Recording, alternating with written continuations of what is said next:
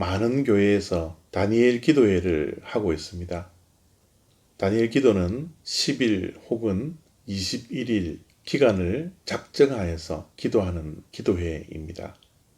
오늘 본문 말씀 속에는 다니엘 기도회가 왜 21일 동안 하는지에 대한 근거가 되는 말씀입니다.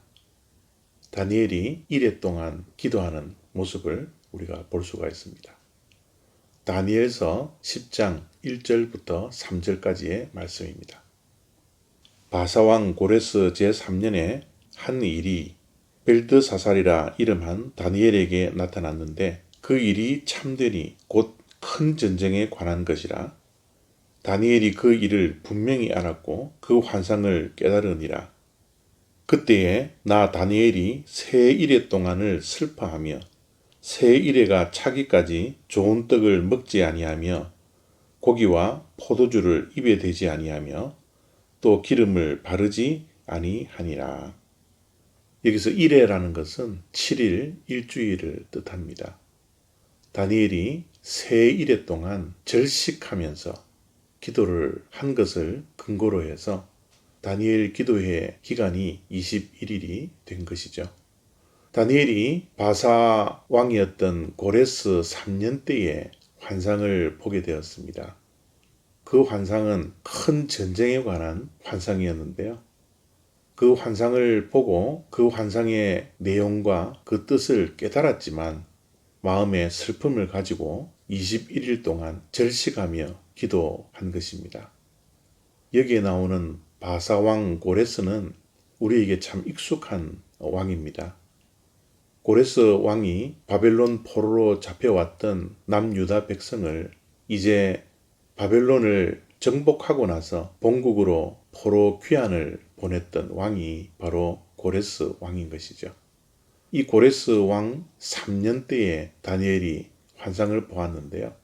이때가 성경학자들은 다니엘이 85세 내지 90세가 되었을 때라고 추측을 하고 있습니다. 오늘 이 말씀을 읽으면서 참 은혜가 되는 것은 다니엘이 마지막 노년에 이르기까지 기도를 쉬지 않고 하고 있다라는 겁니다. 그것도 21일 동안 절식을 하며 머리에 기름을 바르지 않으며 스스로 절제하며 하나님 앞에 무릎 꿇고 기도하고 있는 다니엘의 모습이 얼마나 은혜스러운지 모르겠습니다. 그 나이 정도 되면 어쩌면 기도가 귀찮아질 수도 있었을 것이라는 생각을 해봅니다. 이제는 좀 쉴 수도 있었는데 다니엘은 참 기도하는 사람이었습니다. 그것도 끝까지 기도하는 사람이었죠.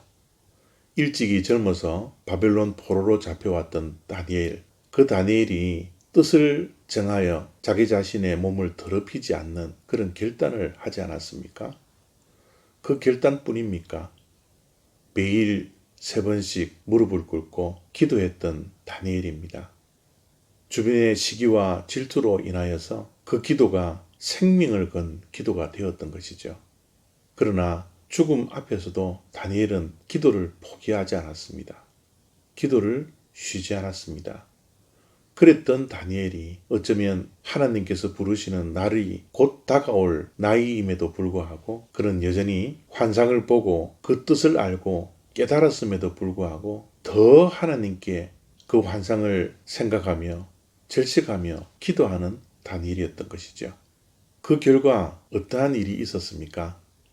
오늘 본문 속에 그 전에 보았던 인자 같은 분, 성육신 하기 전 성자 하나님을 환상 속에서 보는 그 영광을 갖게 되었던 것입니다. 하나님 나라의 왕으로 영원한 권세를 얻은 성자 하나님, 다니엘이 그분을 보게 되었던 것입니다. 얼마나 큰 영광입니까? 얼마나 큰 축복입니까? 기도 가운데 성자 하나님을 볼 수 있다는 이 영광을 누가 과연 차지할 수 있겠습니까? 바로 끝까지 기도를 쉬지 않았던 다니엘, 그가 그 주인공이 되었던 것입니다. 다니엘을 통하여서 우리가 배울 것들도 참 많이 있지만 정말 우리가 배워야 할 것은 바로 기도라는 것입니다. 이 다니엘을 생각하면서 주님 부르시는 그날까지 기도를 쉬지 않는 저와 여러분 되었으면 좋겠습니다. 감사합니다.